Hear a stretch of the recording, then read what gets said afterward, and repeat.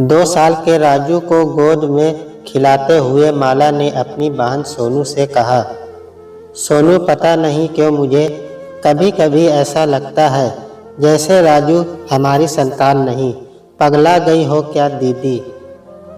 ये क्या कह रही हो? राजू आपकी संतान नहीं तो क्या बाजार से खरीदा है जीजू ने?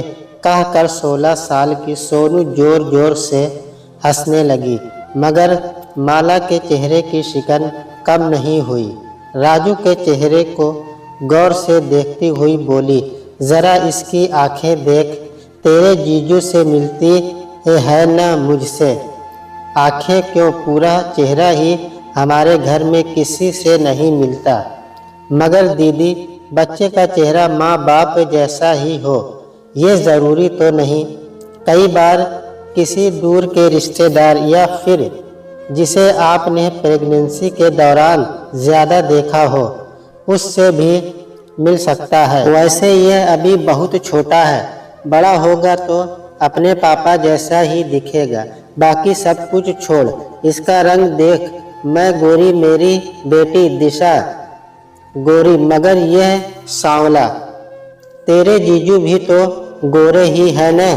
फिर यह, अरे दीदी, लड़कों का रंग कहाँ देखा जाता है? वैसे भी यह 21वीं सदी का बच्चा है। तुम्हारा लाडला ज़रूर जिंदगी में कुछ ऐसा काम करेगा कि तुम दोनों का भी नाम हो जाएगा। प्यार से राजू को दुलारते हुए सोनू ने कहा। वह तो मैं मानती हूँ सोनू की लड़कों का रंग नहीं देखते, और फिर माँ के लिए तो अपने बच्चे से प्यारा कुछ हो ही नहीं सकता। पर क्यों ही कभी कभी कुछ बातें दिमाग में आ जाती है। याद है दीदी, इसके जन्म वाले दिन जीजू कितने खुश थे, इसे बाहों में लेकर झूम उठे थे। बेटा हुआ है। इस बात की खुशी उनके चेहरे पर देखते ही बनती थी।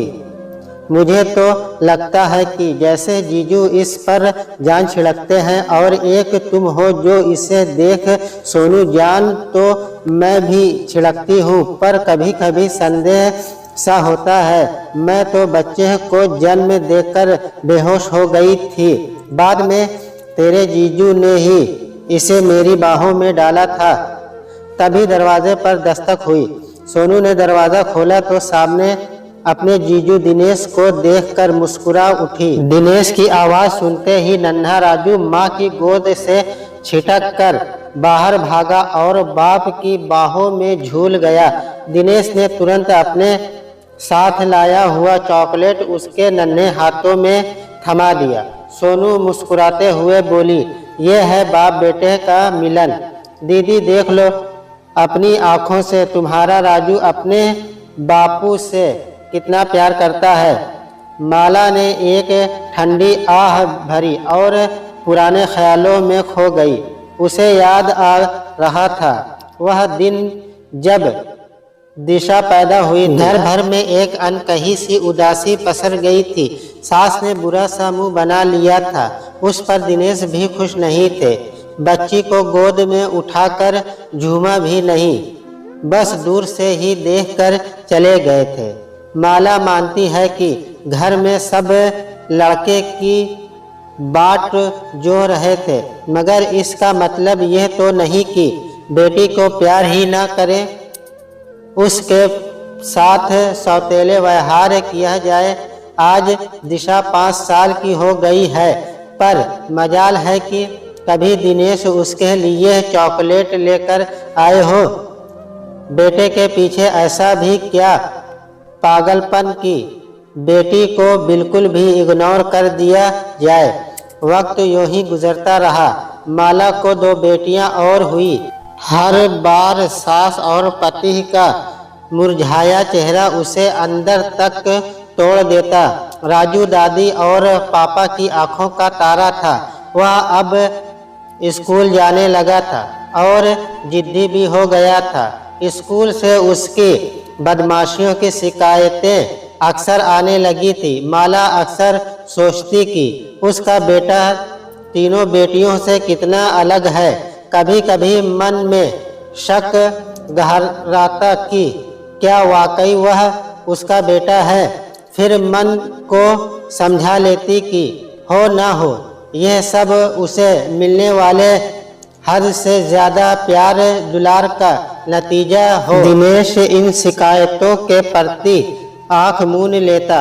माला कुछ कहती तो हंसकर कहता, माला ज़रा सोचो, हमारा एक ही बेटा है, इसे ही अपना सारा प्यार दुलार देना है।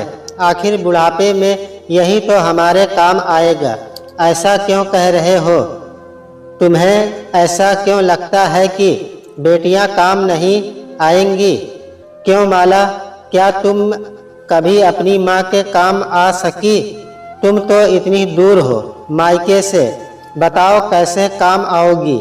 इसी तरह हमारी बच्चियां भी कल को ब्याह कर बहुत दूर चली जाएंगी। ज़माने की रीत है यह, फिर हम चाहेंगे तो भी उन्हें अपने पास नहीं बुला सकेंगे।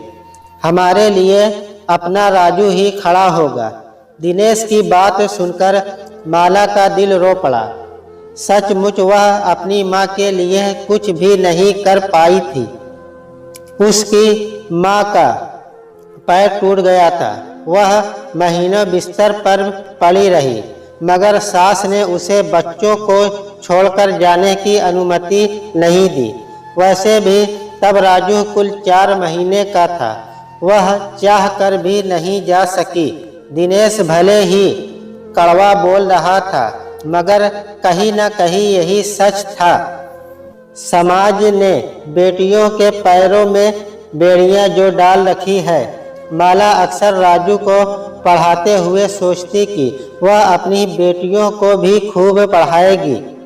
बड़ी बेटी को दिनेश ने 8वीं के बाद घर पर बैठा लिया था और उसके लिए लड़के की तलाश शुरू कर दी थी, मगर दोनों छोटी बेटियों को आगे पढ़ाने के लिए माला अड़ गई।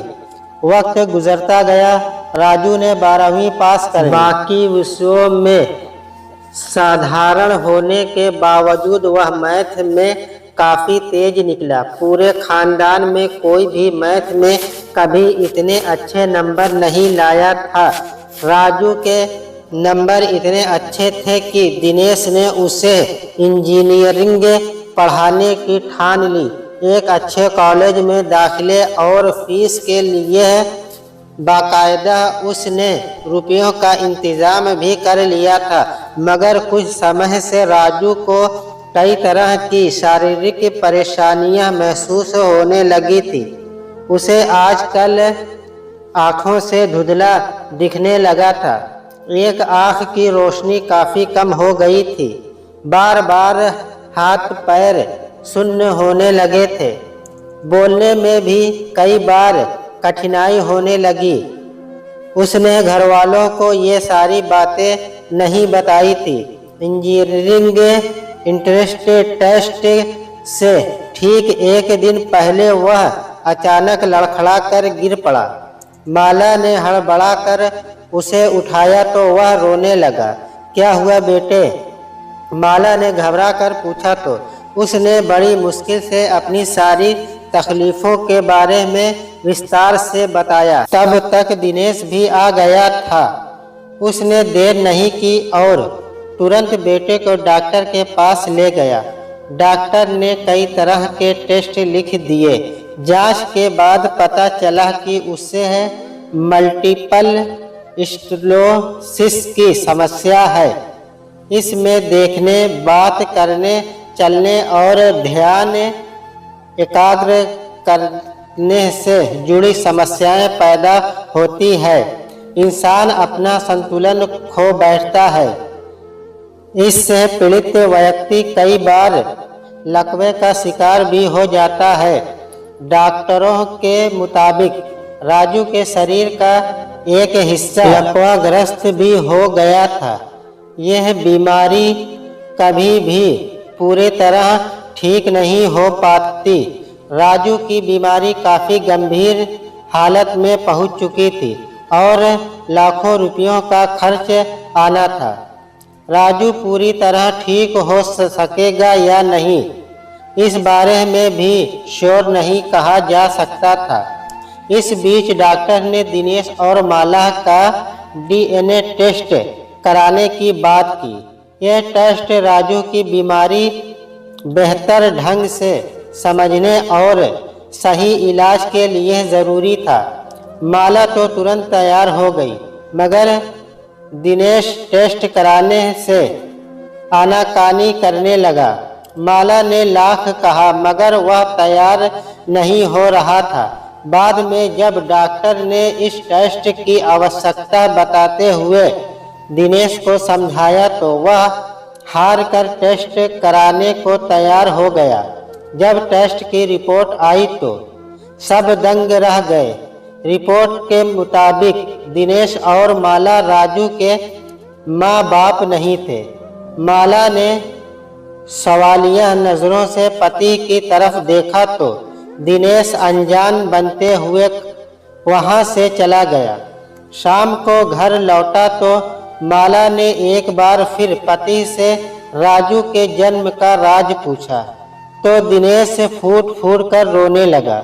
माला ने उसे सहारा दिया तो उसके कंधे पर सिर रखता हुआ दिनेश बोला, माला, माँ की बहुत इच्छा थी कि हमारा भी एक बेटा हो। ऐसा ही कुछ मैं भी चाहता था, मगर दूसरी बेटी को जन्म देकर जब तुम बेहोश हो गई तो मैंने देखा कि उसी वार्ड में एक महिला ने बेटे को जन्म दिया था। उसके 2 बेटे पहले से थे। मेरा मन डोल गया। मैंने उस बच्चे के बाप से बात की, बेटी के बदले बेटा लेना चाहा तो उसने माँ साफ इनकार कर दिया। फिर मैंने एक मोटी रकम का लालच दिया। थोड़ा सोच विचार कर वह तैयार हो गया। हम दोनों ने जल्दी जल्दी अपने बच्चे बदल लिए। मेरी गोद में राजू आ गया। उसे पाकर मैं बहुत खुश था। मुझे न उसकी जाति की परवाह थी और न खानदान की। मेरे लिए तो इतना ही काफ़ी था कि वह एक लड़का है और अब से मेरा बेटा कहलाएगा। यह कहते कहते दिनेश फिर से रोने लगा और माफ़ी मांगता हुआ आगे बोला, माला, मुझे माफ़ कर दो। बेटे की चाह में मैं बावला हो गया था। अपनी बिटिया किसी और को सौंप कर दूसरे का बच्चा घर ले आया। शायद इसी बात की सज़ा मिली है मुझे। ऐसा मत कहो दिनेश, अब जो हो गया सो हो गया। शायद इसी वजह से मुझे अक्सर संदेह होता था कि यह बच्चा मेरा नहीं। बचपन में इसे सीने से लगाने पर वह ममता नहीं मिलती थी जो अपने बच्चे को लगाने पर मिलती है। तुमने जो भी किया सासू माँ की खुशी के लिए किया, मगर याद रखो खुशी खरीद कर नहीं मिल सकती। जो हमें मिला है हमें उसी में खुश रहना चाहिए। माँ बाप की ये सारी बातें कमरे के बाहर खड़ी माला की छोटी बिटिया ने सुन ली। उसने बड़ी बहन को भी सारी बातें बता दी। दोनों बेटियां चुपके चुपके कमरे में दाखिल हुई। दिनेश ने उन्हें अपनी बाहों में भरते हुए कहा, माला, जो हुआ उसे भूल जाओ, मगर मैं अब अपने किए का प्रायश्चित करना चाहता हूँ। अब तक अपनी दोनों बेटियों का हक मारता रहा, मगर अब और नहीं। राजू के इलाज पर लाखों रुपये खर्च होंगे। वे रुपये हमारी बच्चियों के हक के हैं। वह कभी ठीक हो सकेगा या नहीं, यह भी श्योर नहीं कहा जा सकता। हमें राजू को अपनी ज़िंदगी से निकाल देना चाहिए, यही सब के लिए अच्छा होगा। माला दिनेश का चेहरा देखती रह गई। दोनों बेटियों ने भी पिता की हाँ में हाँ मिलाई। जब राजू भैया हमारे अपने भाई है ही नहीं तो फिर हमारे घर में क्यों है? चुप कर नैना। अचानक माला चीखी, फिर पति की तरफ देखती हुई बोली, यह क्या कह रहे हो तुम? एक गलती सुधारने के लिए उससे बड़ी गलती करना चाहते हो? इतना बड़ा अपराध करना चाहते हो? क्या ऐसा करने पर तुम्हारा दिल तुम्हें कोसेगा नहीं? जिस बच्चे को आज तक हम अपना बच्चा मानकर इतने लाड प्यार से पालते आ रहे हैं, आज अचानक वह पराया हो गया। क्या उसकी बीमारी का बहाना बनाकर हम उसे अकेला छोड़ देंगे? बड़ी बेटी ने कंधे उचकाते हुए कहा, देखो ना माँ, आज तक हमारे हिस्से का लाड प्यार और सुख सुविधाएं भी भाई को मिलती रही। भाई को आपने अलग कमरा दिया, अच्छे से अच्छे स्कूल में पढ़ाया, ट्यूशन लगवाया, उनकी हर ज़रूरत बढ़ चढ़कर पूरी की, मगर सब बेकार गया ना। अब तो वे उम्र भर उठ ही नहीं सकेंगे, फिर इलाज का क्या फ़ायदा? जाने दो भाई को, कहीं छोड़ आओ उन्हें, वे आपका खून भी नहीं, फिर बेकार घर में रखकर इलाज में रुपये लगाने का क्या फ़ायदा? वाह बेटे, आप तो इतने बड़े हो गए कि हर चीज़ में फ़ायदा देखने लगे। मैं भी फ़ायदा देखती तो बेटियों को पढ़ाती ही नहीं। फ़ायदा क्या है? वे तो ससुराल चली जाएंगी ना। बचपन से जिस भाई की कलाई में राखी बांधती आ रही हो, आज वह पराया हो गया। रिश्ते क्या केवल खून के होते हैं? भाई से तुम लोगों का दिल का कोई रिश्ता नहीं। माँ, ऐसी इमोशनल बातें कहकर हमें उलझाओ मत। सच यही है कि भाई हमारा नहीं है और अब उम्र भर हमें उसकी सेवा करनी पड़ेगी। वह उठ भी नहीं सकेगा। ऐसे में लॉजिक क्या कहता है? यही न कि इन्हें कहीं छोड़ आओ। बेटी की बातें माला के कानों में जहर जैसी चुभ रही थी। बेटी के गालों पर एक तमाचा जड़ती हुई वह चीखी, खबरदार, जो किसी ने मेरे बेटे के खिलाफ एक शब्द भी कहा, वह मेरे पास रहेगा और मेरे दिल का टुकड़ा बनकर रहेगा। पर माला, अब राजू ठीक होगा, इस बात का कोई भरोसा नहीं है। हमारे पास इतने पैसे भी नहीं हैं। उसके इलाज में सारे रुपये खर्च हो जाएंगे तो फिर हमारी बिटिया का क्या होगा? जैसा है या नहीं, यह बात महत्वपूर्ण नहीं। हम उसकी सेवा करेंगे, उसका ख्याल रखेंगे। वैसे बहुत सी बीमारियां प्राकृतिक जड़ी बूटियों का घरेलू उपायों से भी ठीक हो जाती है। ज़रूरत पड़ी तो किसी बड़े नहीं लेकिन छोटे अस्पताल में तो इलाज करा ही लेंगे, लेकिन इस तकलीफ के समय उसे अकेला नहीं छोड़ेंगे। अगर राजू सच में हमारा बच्चा होता तो भी क्या तुम इसे ऐसे छोड़ देते? नहीं न, तो फिर अब क्यों? राजू मेरी बिटिया का हक नहीं मार रहा। उसे अब तक अपना बच्चा मानकर पाला पोसा है, तो आगे भी वह मेरा ही बेटा रहेगा। भूले से भी मुझे मेरे बच्चे से जुदा करने की बात न सोचना। और हाँ, तुम में से कोई भी राजू से इस सच्चाई के बारे में नहीं बताएगा। माला ने अपना फैसला सुना दिया था। दूसरे कमरे में लेटा राजू सब कुछ सुन रहा था। एक तरफ आत्मग्लानि, दूसरी तरफ बीमारी का दर्द, और उस पर पिता व बहनों की इस सोच ने उसे अंदर तक तोड़ दिया था। वह खुद को बहुत असहाय महसूस कर रहा था, मगर माँ की बातें उसके जख्मों पर मरहम लगाने का काम कर रही थी। सारा दर्द उसकी आंखों से पानी बनकर बह निकला था। उसे बचपन से अब तक की अपनी जिंदगी के लम्हे याद आ रहे थे। छोटा सा था वह जब माँ के आंचल में छिपकर शरारतें करता। जैसे जैसे बड़ा हुआ वैसे वैसे जिद्दी होता गया। जो भी जिद करता घर वाले उसे पूरा करते। घर में अपनी मर्जी चलाता। बहनों को डांटता तो कभी प्यार भी करता। आज वे सारे रिश्ते बेगाने हो चले थे। अचानक ही वह तड़प कर चीखा, माँ इधर आओ माँ। माला दौड़ी गई।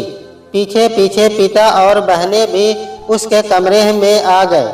राजू माँ का हाथ थाम कर रोते हुए टूटे फूटे शब्दों में कहने लगा, आज तक मैंने जितनी भी गलतियाँ की उनके लिए आप सब मुझे माफ़ कर दो। और माँ, मेरी बहनों पर आप नाराज़ ना होना। मेरी बहनें जो कह रही है और पापा ने जो कहा है वह सही है।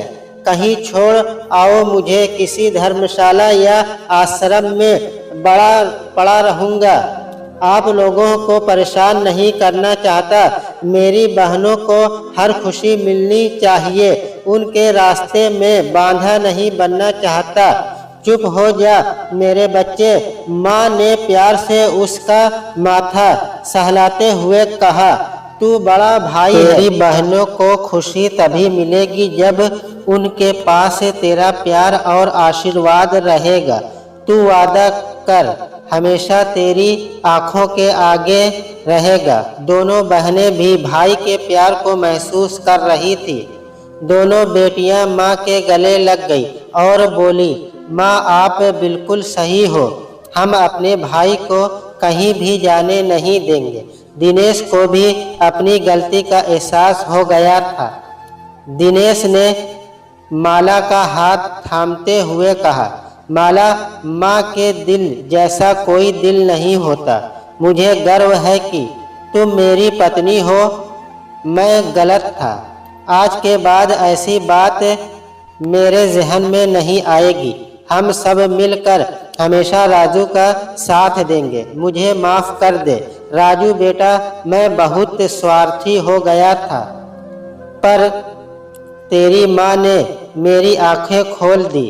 बेटियों ने भी हामी में सिर हिलाया तो माला की आंखों में खुशी के आंसू आ गए।